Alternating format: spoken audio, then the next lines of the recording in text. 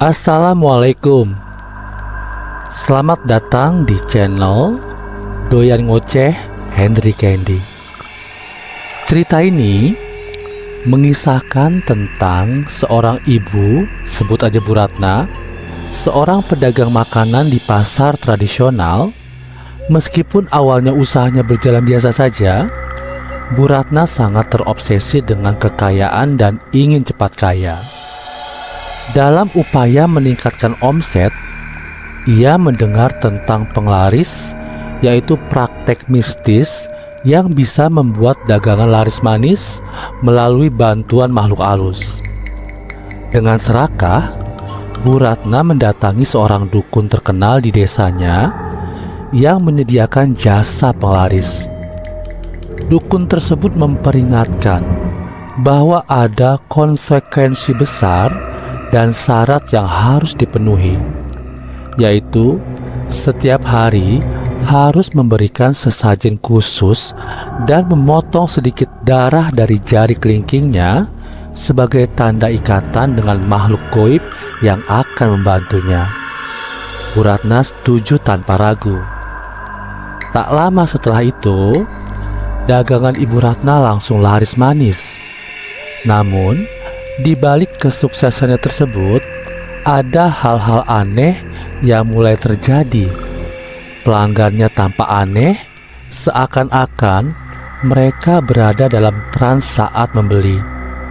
Makanan yang mereka sajikan mulai berubah secara misterius di tangan pelanggan, menjadi kotor dan menjijikan. Selain itu, setiap malam Bu Ratna mulai dihantui sosok hitam besar yang mengawasi rumahnya. Saat teror semakin intens, kesehatan Ibu Ratna mulai memburuk. Tubuhnya melemah dan ia merasakan ada sesuatu yang terus menghisap energinya. Ketika ia memutuskan untuk menghentikan penglaris tersebut, sosok gaib yang selama ini membantunya mulai menunjukkan wujud aslinya. Monster menyeramkan yang meminta harga yang jauh lebih tinggi dari yang pernah Bu Ratna bayangkan. Awal cerita, Bu Ratna dikenal sebagai wanita yang cekatan dan gigih, selalu mencoba meningkatkan usahanya. Setiap hari, ia menjajakan makanan di pasar, namun usahanya berjalan biasa aja. Dagangannya tak pernah laris seperti yang diinginkannya, dan hasil yang diperoleh hanya cukup untuk memenuhi kebutuhan harian. Bu Ratna sering mengeluh, terutama pada suaminya yang sudah meninggal bertahun-tahun lalu, seolah masih berharap dia bisa mendengar keluh kesahnya. Kalau saja aku punya lebih banyak uang, hidupku akan jauh lebih mudah, keluh Bu Ratna saat memandangi lapaknya yang sepi dari pelanggan. Suatu hari, seorang pedagang tetangganya mendekatinya dan memberikan sebuah saran. Kalau mau dagangannya laris, ada cara lain. Kamu tahu kan penglaris? Dukun di ujung desa itu bisa membantumu. Bu Ratna yang mendengar tentang penglaris dari bisik-bisik pasar awalnya ragu. Namun, setelah berpikir panjang, serakah mulai mengambil alih logikanya. Ia memutuskan untuk mendatangi dukun tersebut. Dukun itu tinggal di sebuah rumah tua di pinggiran hutan. Saat Bu Ratna mengetuk pintu, seorang pria tua dengan mata tajam membukakan pintu. "Aku tahu kenapa kau datang," katanya tanpa basa-basi. Bu Ratna tercekat, merasa tidak nyaman, tapi terus mendengarkan. Penglaris bukanlah hal yang main-main. Ada harga yang harus dibayar. Kau harus memberiku sedikit darahmu setiap hari. Dan makhluk yang akan membantu usahamu tidak akan puas dengan uang. Kau harus menyiapkan sesajen khusus setiap malam, ayam hitam dan kemenyan. Dan makhluk itu akan memastikan daganganmu laris, lanjut sang dukun. Bu Ratna dengan pikirannya yang penuh dengan imajinasi kekayaan, menyetujui semua persyaratan tersebut.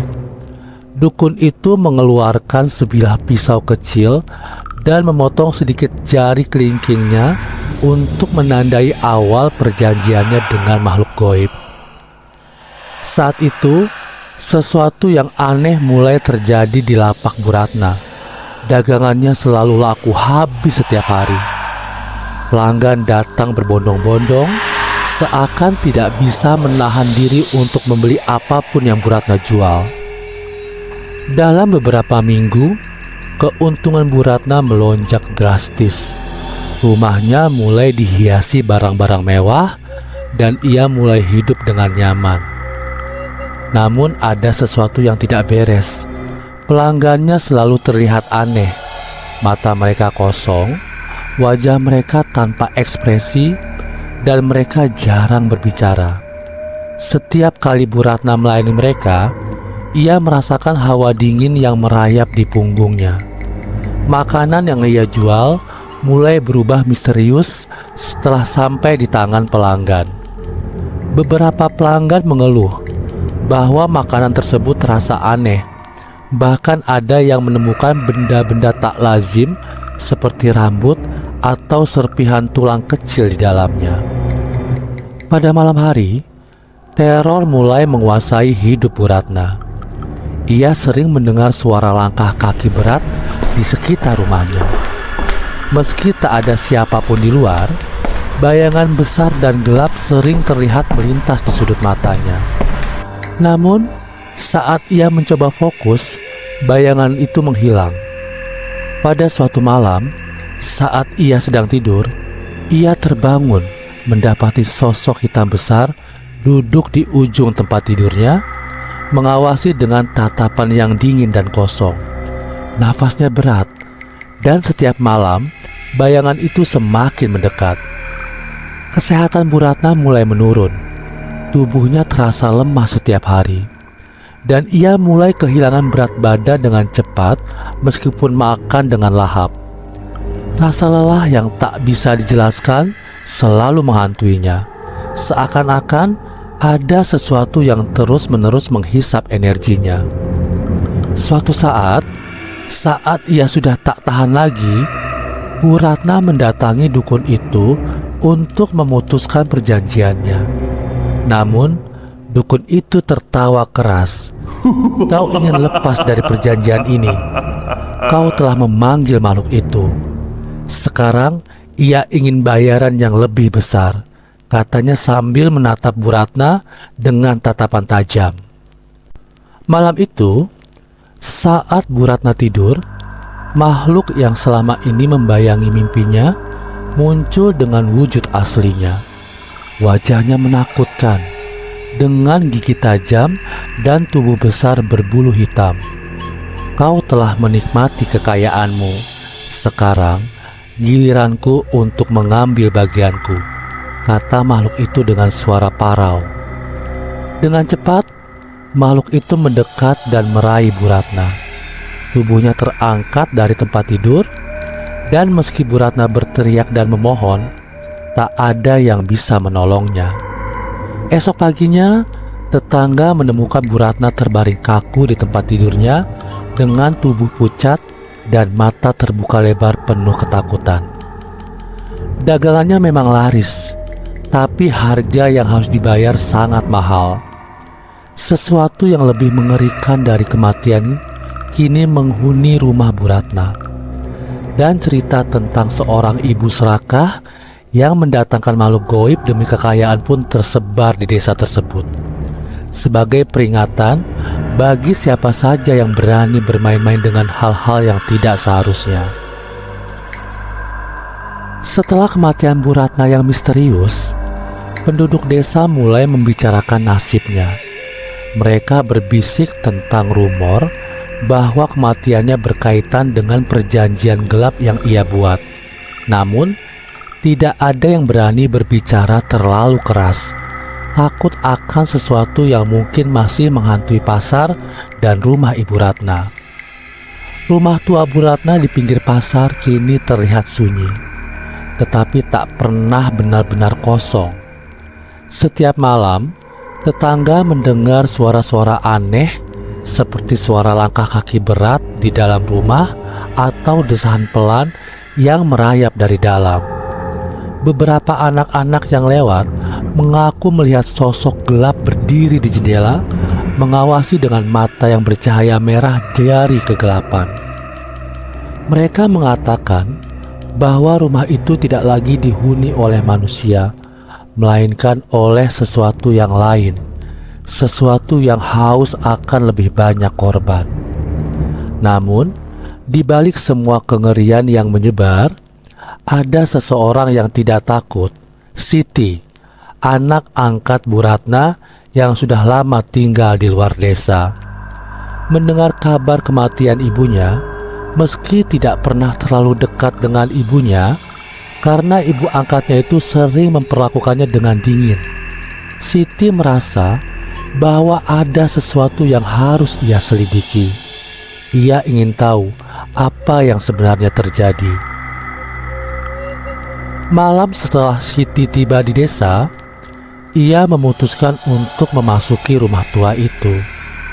Meski warga desa memperingatkan bahwa tempat tersebut telah dikutuk, dengan membawa lentera, Siti memberanikan diri melangkah ke dalam rumah ibunya yang sudah ditinggalkan.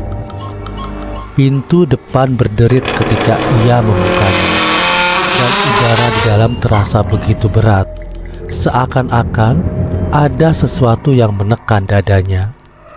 Lantai kayu rumah itu berderit di bawah langkahnya, dan bau busuk mulai tercium di sudut-sudut ruangan. Di atas meja makan ada sisa-sisa sesajen yang ditinggalkan ibunya, yaitu ayam hitam yang sudah membusuk dan kemenyan yang terbakar setengah, menandakan perjanjian yang belum benar-benar terputus. Ketika Siti menyusuri rumah, ia merasakan hawa dingin yang tidak wajar. Ada sesuatu yang memperhatikannya. Langkah-langkah kakinya diikuti oleh suara gemerisik halus dari sudut-sudut gelap. Lalu, ketika ia mencapai kamar ibunya, ia melihat sesuatu yang membuatnya bergidik. Di atas kasur, masih ada bekas tubuh yang tertinggal, seakan Bu Ratna baru saja tidur di sana. Namun yang lebih mengerikan, di cermin besar di sudut ruangan, ada noda merah gelap seperti jejak tangan yang terbentuk dari darah kering. Saat Siti mendekati cermin, ia mendengar suara gemerisik di belakangnya. Suara itu semakin lama semakin keras, seolah ada sesuatu yang bergerak di lantai kayu. Ketika ia berbalik, ia melihatnya. Sosok hitam besar yang dulu menghantui mimpi ibunya berdiri di ambang pintu. Sosok itu lebih tinggi dari manusia manapun, dengan tubuh yang tampak tidak berbentuk sempurna. Matanya merah menyala, menatap Siti dengan haus, dan di mulutnya terlihat gigi tajam yang mencuat dari bibirnya yang hitam. Siti membeku. Sosok itu tidak bergerak, tapi hawa dingin dan rasa takut yang menyertainya begitu kuat sehingga Siti hampir pingsan. Namun, sebelum sosok itu mendekat, Siti mendengar suara berbisik di telinganya. Suara yang sangat dikenalnya. "Pergilah Siti, atau kau akan menjadi miliknya selamanya." Suara itu adalah suara ibunya. Tapi bagaimana mungkin? Bukankah ibunya sudah mati? Siti lari keluar rumah. Napasnya tersengal-sengal. Namun suara itu terus mengikuti di kepalanya. Ia berlari ke rumah salah satu tetangga yang masih terjaga. Wajahnya pucat, matanya penuh dengan ketakutan yang membuat orang-orang terdiam. Ia menceritakan apa yang dilihatnya. Namun mereka hanya saling berpandangan, takut dan bingung. Tak ada yang tahu harus melakukan apa. Esok harinya, Siti memutuskan untuk mencari tahu lebih dalam. Ia ingat pernah mendengar tentang dukun yang membantu ibunya membuat perjanjian itu. Dengan tekad bulat, ia pergi ke pinggiran hutan untuk menemui dukun tersebut. Dukun itu tampak sudah menunggunya.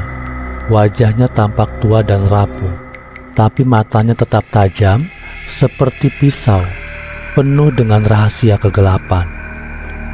"Kau ingin tahu tentang ibumu ya?" katanya sambil tersenyum aneh. "Dia terlalu serakah. Kau tahu, perjanjian itu tidak bisa diputus begitu saja. Ibumu sudah terikat dengan makhluk yang lebih tua dari apapun yang bisa kau bayangkan." Siti mencoba untuk tetap tenang. "Bagaimana aku bisa menghentikan ini?" tanyanya tegas. Dukun itu tertawa kecil. "Kau tidak bisa menghentikannya. Tidak ada yang bisa menghentikannya. Makhluk itu telah menguasai jiwa ibumu dan kini ingin lebih. Semakin lama ia menunggu, semakin kuat dan berbahaya dia. Satu-satunya cara untuk menutup perjanjian itu adalah dengan memberikan sesuatu yang lebih berharga dari apa yang telah kau ambil." Siti bingung dan takut. Apa yang lebih berharga dari nyawa ibunya? Dukun itu kemudian mengambil sebuah pisau kecil, sama seperti yang digunakan pada Bu Ratna bertahun-tahun lalu.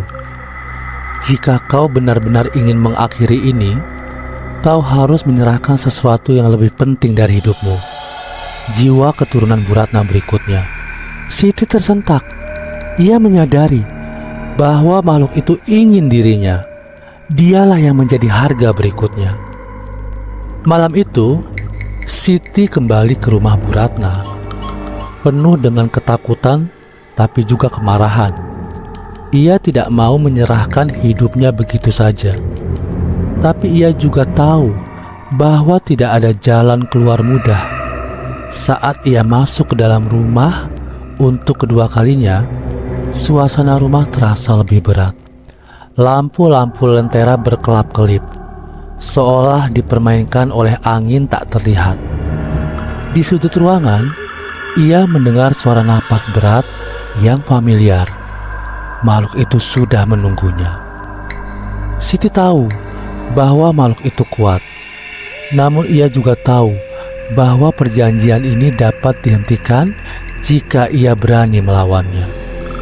Dengan pisau di tangannya, ia menghadapi sosok hitam itu yang kini tampak lebih nyata daripada sebelumnya.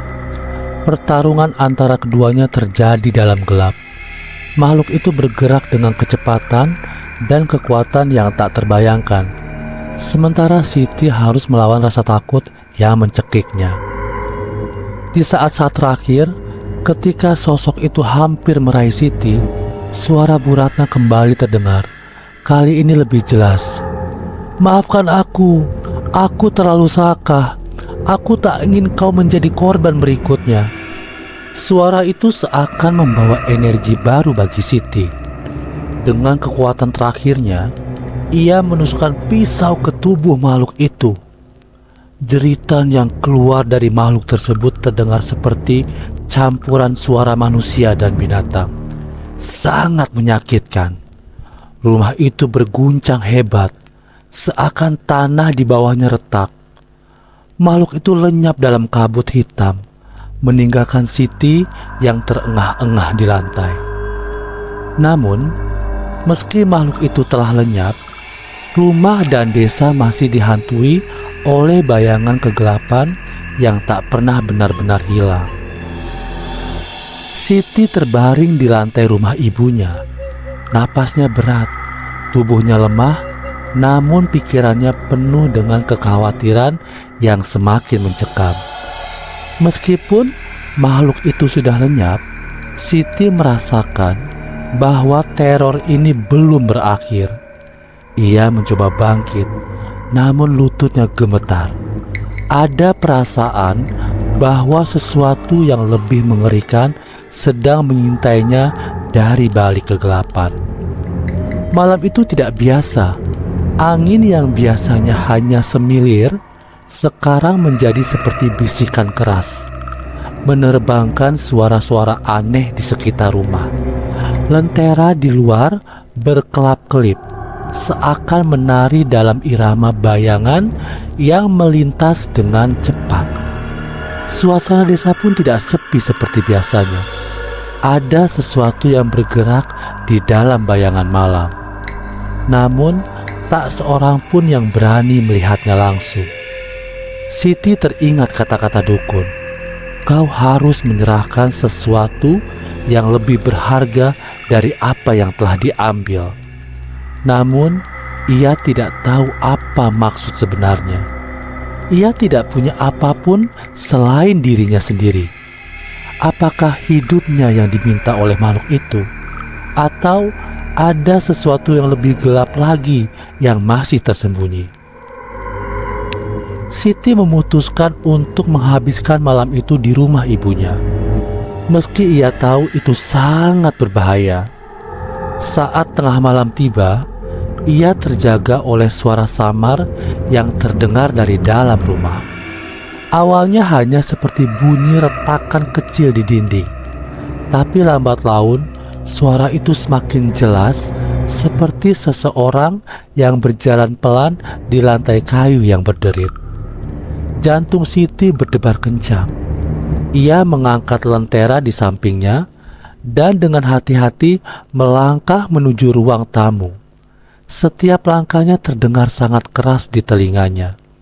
Dan semakin dekat ia menuju suara itu, semakin dingin udara di sekitarnya. Ketika ia sampai di ruang tamu, pemandangan yang ia temukan membuatnya darahnya membeku.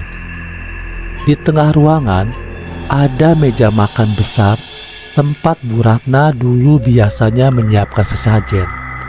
Tapi sekarang, meja itu dipenuhi dengan sesajen baru. Ayam hitam segar, darah yang masih menetes, kemenyan yang masih berasap, semuanya persis seperti yang disyaratkan oleh dukun. Tapi siapa yang menyiapkan sesajen itu? Lalu, yang lebih mengerikan terjadi.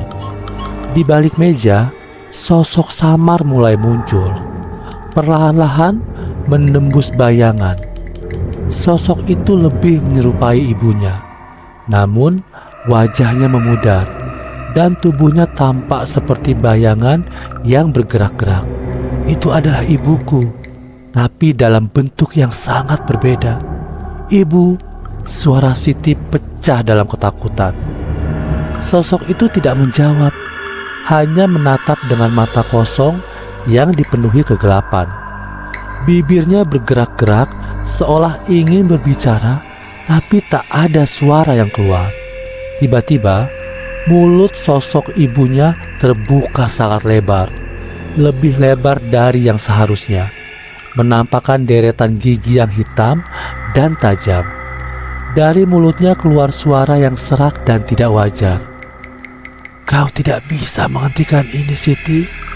Mereka sudah menunggu terlalu lama. Siti terhuyung ke belakang. Siapa yang menunggu? Apa yang sebenarnya terjadi? Sosok itu mendekat perlahan.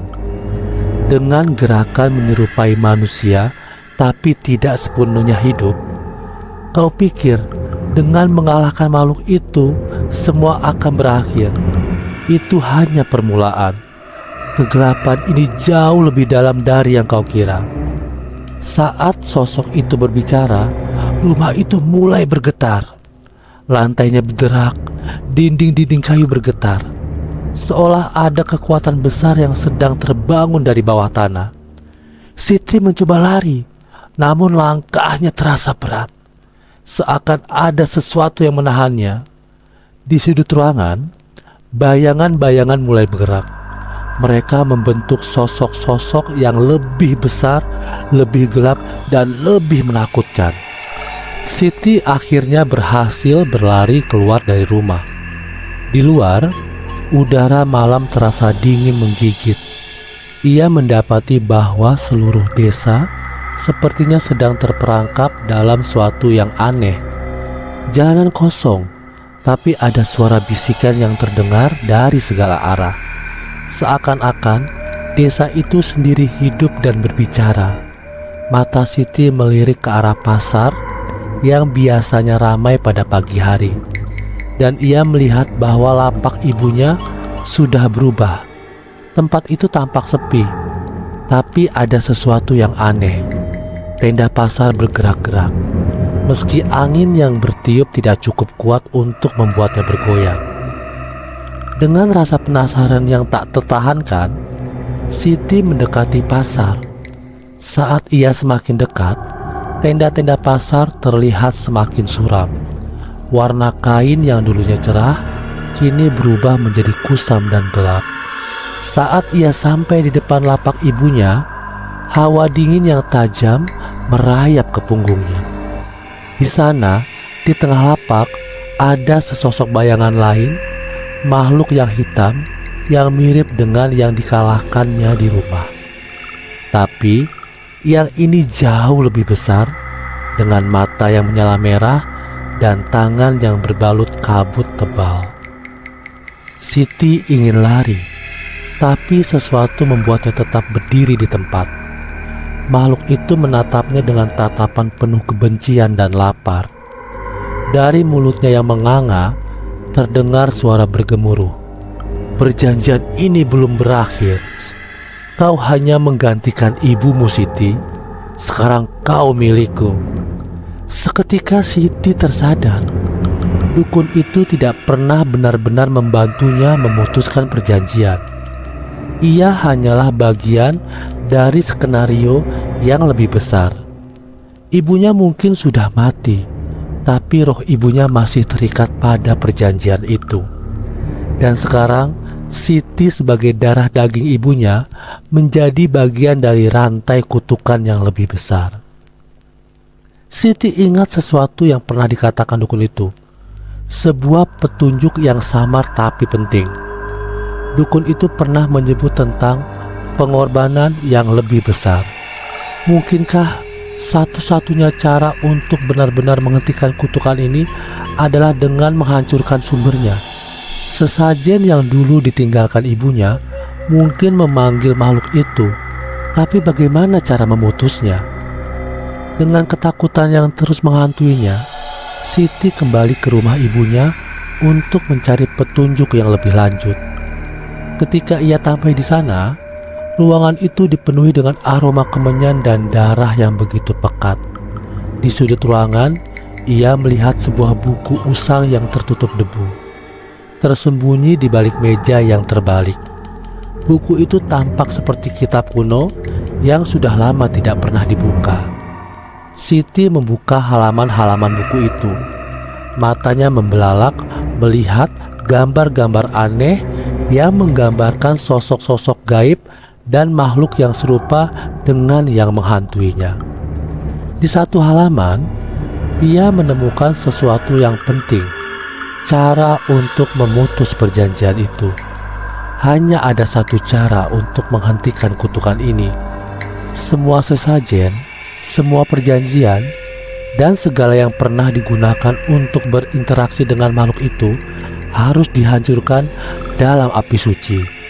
Sebuah api yang hanya bisa diciptakan dengan ritual khusus.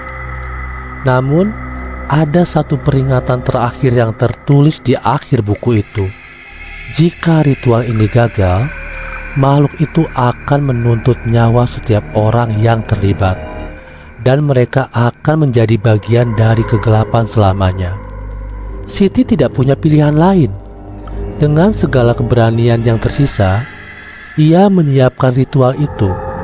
Tapi ia tahu, ia akan menjadi pertarungan hidup dan mati, karena makhluk itu pasti akan berusaha menghentikannya. Malam itu, Siti menyalakan api suci di halaman belakang rumah ibunya. Angin berhembus semakin kencang, dan dari kejauhan ada suara gemuruh terdengar. Bayangan-bayangan mulai muncul di sekitarnya, merangkak dari tanah seperti monster-monster dari mimpi buruk. Makhluk hitam besar yang pernah menghantuinya kini berdiri di depan Siti. Matanya merah menyala dalam kemarahan. "Ini tidak akan berhasil, Siti," jerit makhluk itu. "Kau akan jadi milikku." Namun Siti dengan penuh tekad melemparkan sesajen terakhir ke dalam api suci. Saat api itu menyala terang, makhluk itu mengeluarkan jeritan panjang yang mengguncang seluruh desa. Tanah bergetar dan langit tampak seakan terbuka, menyedot kegelapan ke dalamnya. Namun, sebelum semuanya selesai, Siti merasakan sesuatu menariknya ke dalam api suci. Kegelapan mencoba menyeretnya masuk, dan di saat-saat terakhir, ia hanya bisa berteriak, berharap dirinya tidak ikut terhisap dalam kutukan abadi. Desa itu tak pernah sama lagi, dan rumor bahwa roh ibunya masih berkeliaran kini menjadi cerita, di mana siapa saja yang mencoba mendekati rumah itu tak pernah akan kembali. Beberapa bulan setelah kematian ibunya dan kejadian mengerikan yang dialami oleh Siti, desa itu seolah kembali tenang. Namun, di balik ketenangannya itu, rasa takut masih menyelimuti setiap sudut pasar. Tak seorang pun berani mendekati rumah tua Ibu Ratna atau bahkan melirik lapak yang pernah menjadi pusat kejayaan di pasar. Namun, di suatu pagi yang mendung, seorang pria asing tiba di desa. Namanya sebut saja Pak Surya, seorang pedagang keliling yang terkenal dengan kemampuan bisnisnya yang lihai. Ia mendengar bahwa lapak Bu Ratna yang terkenal itu sudah lama kosong dan melihat peluang emas untuk meneruskan usahanya di sana. Warga desa memperingatkan Pak Surya untuk menjauh dari lapak itu, menceritakan kisah kelam tentang Bu Ratna dan misteri di balik kematiannya. Tapi Pak Surya yang tidak percaya pada hal-hal gaib hanya tertawa dan menganggap itu semua tak lebih dari cerita rakyat untuk menakut-nakuti orang luar. Aku sudah melihat banyak pasar, dan yang lebih penting, aku tahu bagaimana cara menghidupkan usaha yang mati. Tak ada yang perlu ditakutkan dari cerita-cerita kuno itu, kata Pak Surya dengan penuh percaya diri. Dengan tekad bulat, ia mengambil alih lapak Bu Ratna. Pada awalnya, tak ada yang aneh. Pak Surya dengan cepat mempersiapkan dagangannya. Dan dalam waktu singkat, ia mulai menarik pelanggan dari seluruh desa dan bahkan dari luar. Keuntungannya melonjak dengan cepat. Beberapa pedagang lain mulai merasa cemas, mengingat kesuksesan mendadak ini sangat mirip dengan apa yang terjadi dengan Bu Ratna dulu. Namun tak ada yang berani mengungkapkan kecurigaan mereka secara terang-terangan. Namun, malam demi malam, Pak Surya mulai merasa ada sesuatu yang aneh. Setiap kali ia menutup lapak dan pulang, ia merasakan bahwa ada sesuatu yang mengikutinya di sepanjang jalan menuju rumah penginapan. Awalnya, ia mengabaikan perasaan itu, menganggapnya hanya rasa lelah setelah bekerja seharian. Tapi semakin lama, perasaan itu semakin jelas. Ia mulai mendengar bisikan-bisikan samar seperti suara yang memanggil namanya dari kejauhan. Suatu malam, ketika ia selesai menghitung keuntungan yang melimpah, Pak Surya merasa hawa dingin yang tak biasa menyelimuti lapaknya. Suara-suara bisikan semakin keras, seolah-olah datang dari balik tirai pasar yang melambai pelan karena angin malam. Ia berusaha mencari asal suara itu, namun lapak itu tampak kosong. Tetapi kemudian, di sudut matanya, ia melihat sesuatu yang membuat darahnya membeku. Sebuah bayangan gelap bergerak cepat di belakang meja dagangnya. Pak Surya bergegas keluar dari lapaknya. Napasnya tersengal-sengal. Saat ia kembali ke rumah penginapan, perasaan aneh itu semakin kuat. Bisikan itu seolah terus mengikutinya, menyusup ke dalam pikirannya. Namun, Pak Surya tidak mau menunjukkan ketakutannya. Ia meyakinkan dirinya bahwa itu hanyalah imajinasinya sendiri. Mungkin karena cerita-cerita warga desa yang mulai mempengaruhi pikirannya. Tapi malam itu juga, ketika ia berbaring di tempat tidur, ia terbangun oleh suara keras dari luar kamarnya. Ia bangun dan berjalan menuju jendela, mengintip keluar. Gelap, hanya cahaya bulan yang menyinari jalanan sepi. Tapi tiba-tiba di ujung jalan ia melihatnya, sosok tinggi hitam dengan mata merah menyala, berdiri mematung di kegelapan, menatap ke arah jendela kamarnya. Pak Surya mundur ketakutan. Siapa itu? Apa itu? Esokan paginya, ia merasa semuanya baik-baik saja, seolah mimpi buruk itu hanyalah ilusi. Namun, ketika ia kembali ke lapaknya, sesuatu yang lebih aneh menantinya. Dagangan Pak Surya yang biasanya selalu teratur, kini berantakan. Barang-barang berceceran di lantai. Beberapa tampak rusak tanpa alasan yang jelas. Ayam, beras, dan barang-barang dagangannya seperti disentuh oleh tangan tak terlihat. Tapi anehnya, tak ada tanda-tanda pencurian. Semua masih di tempatnya, namun dalam keadaan yang kacau. Pak Surya mencoba membereskan dagangannya, tapi setiap kali ia menyentuh barang-barang tersebut, hawa dingin yang tak biasa merambat ke kulitnya. Seakan-akan lapak itu mulai hidup dengan niat jahat yang tersembunyi di balik setiap sudutnya. Hari itu juga, beberapa pelanggan yang biasanya datang mulai menghindari lapaknya. Mereka berbisik-bisik tentang aura aneh yang menyelimuti tempat itu. Beberapa bahkan mengaku melihat sosok bayangan di sudut lapak Pak Surya. Saat mereka lewat, berita tentang keanehan di lapak itu mulai menyebar cepat di kalangan pedagang dan pembeli. Namun, Pak Surya masih keras kepala. Ia tetap meyakinkan dirinya bahwa semua ini hanya kebetulan belaka. Ia tidak percaya bahwa ada kutukan atau arwah yang mengganggu lapaknya. Tapi malam demi malam, teror semakin nyata. Suatu malam, ketika ia sedang bersiap untuk pulang, ia mendengar suara yang sangat jelas di belakangnya.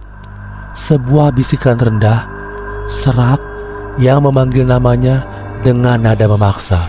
Surya, Surya. Dengan gemetar, ia berbalik dan apa yang dilihatnya membuat jantungnya hampir berhenti. Di belakang meja dagangannya, berdiri sosok yang pernah ia lihat di jalan malam itu.